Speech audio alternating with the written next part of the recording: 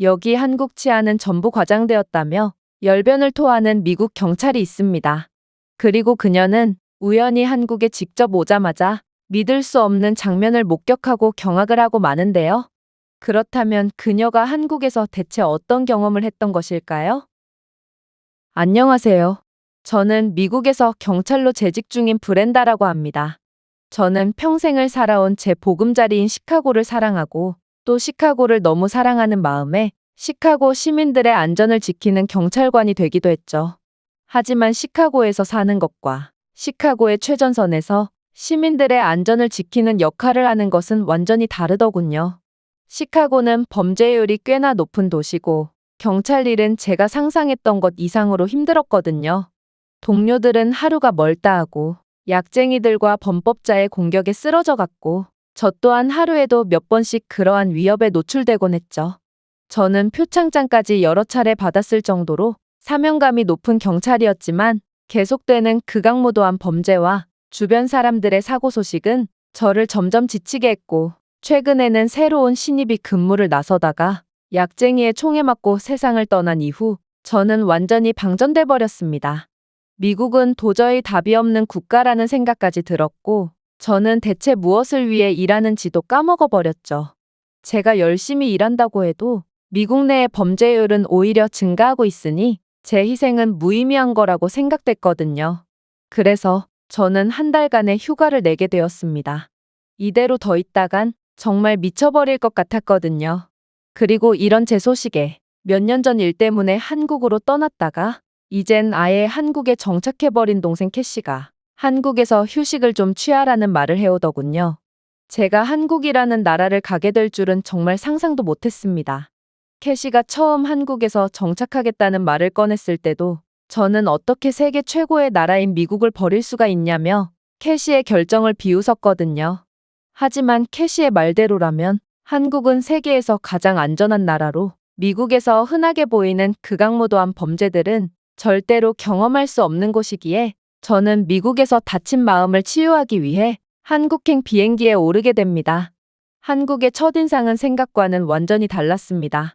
일단 오랜만에 보는 여동생 캐시는 저를 공항까지 마중 나오면서 무척이나 반갑게 맞이해줬지만 솔직히 저는 그녀에 대한 반가움보다 한국에 대한 놀라움이 더 컸어요. 왜냐하면 캐시의 차량을 탑승하며 이동하는 내내 한국은 정말 생각지도 못한 완벽한 도로 상태를 보여줬거든요. 미국의 도로는 관리가 전혀 안 되고 있어서 군데군데 파인 부분이나 완전히 파손되어 위험하게 남아있는 부분들이 상당히 많은데요. 그러나 한국에서는 모든 도로가 지금 막 포장된 것처럼 완벽한 상태를 자랑하고 있었을 뿐더러 가드레일과 구조물이 설치되어 확실하게 보행자를 보호하고 있었습니다. 심지어 한국은 보행자가 다니는 보도까지 확실하게 구분지어 놓고 있었는데요. 미국에서는 열악한 도로 상태 때문에 여기가 차량 전용 도로인지 보도인지 구분이 안 될 뿐더러 가드레일 같은 안전 인프라는 절대로 기대할 수 없습니다. 그래서 넋놓고 걷다 보면 어느 순간 차도를 걷게 되고 이로 인해 발생하는 황당한 사고가 끊이질 않고 있는 게 현실이죠. 하지만 한국은 시작부터 미국과는 완전히 다른 모습을 보여주고 있었고 그렇게 저는 기대에 찬 채 동생의 집에 짐을 풀고 한국의 이곳저곳을 혼자 여행 다니며 새로운 나라에 대한 탐색을 하는 시간을 가지게 됩니다. 그런데 저는 곧 한국의 첫인상과 실제 모습은 다르다는 것을 느끼게 됩니다. 미국과는 다른 완벽하게 우수한 모습을 보여주는 것처럼 보였던 한국이었지만 저는 이곳에서 완전히 긴장을 풀기도 전에 실망스러운 경험을 하게 되거든요. 바로 첫날의 여정을 마친 뒤 지하철에 탑승해서 캐시의 집으로 돌아가려고 할 때 웬 한국인 취객이 지하철에서 난동을 부리고 있는 거 아니겠어요? 그는 고성방가를 하며 모든 사람들의 이목을 집중시켰고 저는 갑자기 미국에서의 트라우마가 떠올라 정신이 혼미해지고 말았습니다. 사실 미국에도 약이나 술에 취해 난동을 부리는 사람들은 거리 곳곳에서 찾아볼 수 있는데요. 그런데 이들은 위험한 흉기를 소지하고 있는 경우가 많아서 매우 조심해야 하고 경찰들조차 이들에게 함부로 접근할 수 없습니다. 그러나 매우 안전하다고 생각했던 한국에서 그것도 지하철 같은 수많은 인파가 모이는 곳에서 이런 이성을 잃은 사람이 날뛰고 있다니 저는 여기가 그렇게나 치안이 좋다던 한국이 맞나 싶어서 한국에 약간의 실망스러운 감정을 느꼈습니다.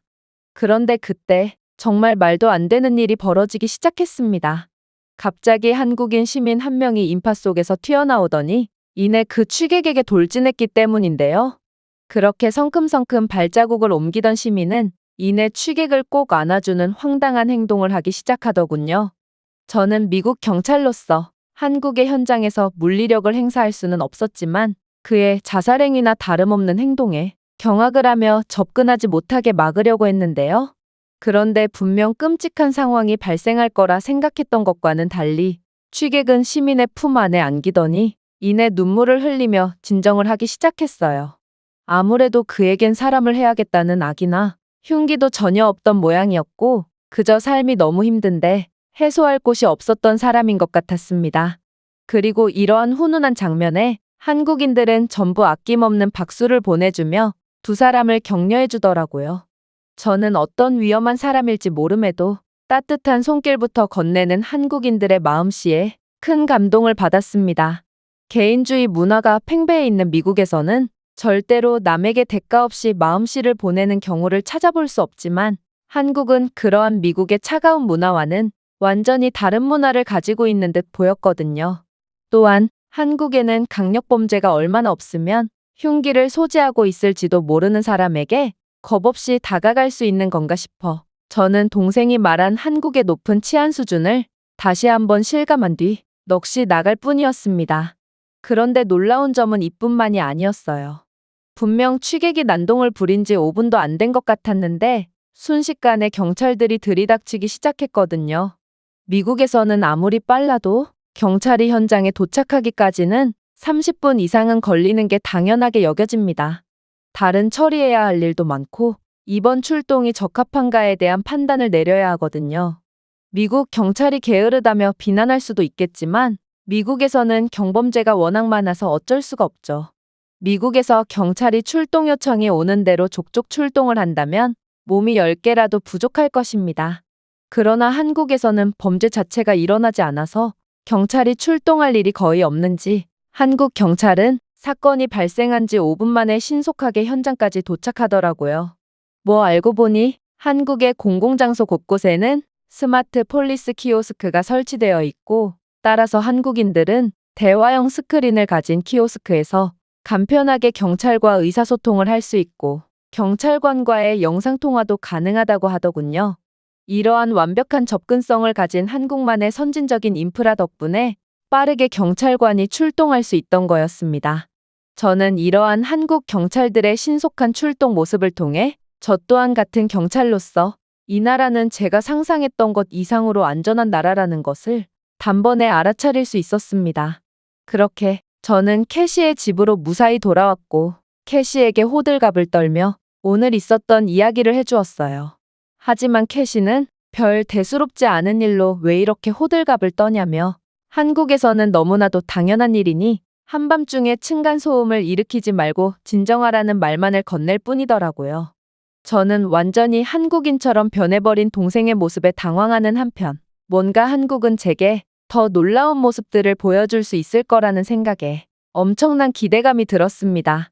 그렇게 다음 날은 캐시와 함께 한국의 이곳저곳을 둘러보기로 했죠. 일단 저희는 강남 코엑스몰의 스타필드 도서관에 방문했습니다. 도서관은 5만 권 이상의 책과 잡지로 가득 차 있었고 바닥부터 천장까지 뻗어있는 거대한 책장의 광경은 엄청난 웅장함을 느끼게 해줬는데요. 그런데 한국인들은 이러한 엄청난 규모의 도서관에서 끝까지 정숙을 유지하며 다른 시민들을 배려해주고 있었을 뿐더러 도서관의 책들은 어떠한 보안장치도 걸려있지 않은 채 전부 다 개방되어 있더라고요. 미국에서는 이러한 공공서적을 훔쳐서 판매하는 경범죄가 판을 치고 있어서 동네의 작은 도서관들마저 모든 책을 쇠사슬로 철저히 잠가놓고 있는데요. 그럼에도 범죄자들은 쇠사슬을 끊어가며 책들을 훔쳐가고 있어서 저는 도서 도둑들을 잡느라 항상 바쁜 나날을 보내야만 했습니다. 그런데 제가 한국의 이러한 서툰 보안에 걱정을 표하자 캐시는 한국인들은 도서관에 자신의 책을 놓고 갔으면 놓고 갔지 절대로 남의 물건을 건들지 않는다며 딱 잘라 말했는데요. 저는 한국인들의 두뇌에는 범죄라는 개념이 없는 건가 싶어 어리둥절할 뿐이었습니다. 그런데 캐시는 제게 왜 자꾸 가방을 필요 이상으로 철저하게 챙기는 거냐며 아직도 여기가 미국인 줄 아냐며 추가적으로 핀잔을 주기 시작했는데요. 사실 미국은 절도 문제가 워낙 심각하기에 이러한 많은 인파로 가득 찬 곳에서는 가방을 앞으로 매야 하고 휴대폰 또한 손으로 직접 들고 다닌다거나 주머니에 넣는 것이 아닌 반드시 가방에 넣어야 합니다. 그런데 캐시는 한국에서는 절도라는 개념 자체가 없다며 쪽팔리게 그러고 다니지 좀 말라는 말을 건네는 거 아니겠어요? 저는 아무리 한국이라도 그럴 수는 없다고 생각하는 한편, 뭔가 한국에서는 불가능한 일도 일어날 수 있을 것 같다는 생각이 스멀스멀 올라와서 갈팡질팡했습니다. 그리고 결국 저는 한국을 믿고 가방도 대충 메고 휴대폰도 손에 대충 쥐고 다니는 미친 짓을 감행해봤죠.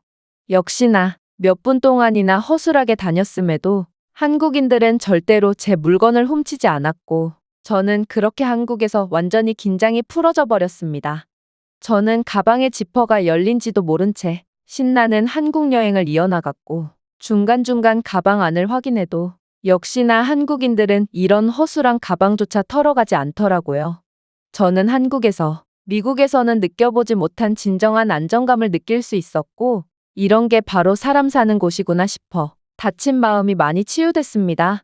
하지만 이러한 평온함도 잠시 저는 집으로 향하는 차 안에서 충격적인 사실 하나를 깨닫게 되었습니다. 바로 제 휴대폰이 보이지 않았거든요.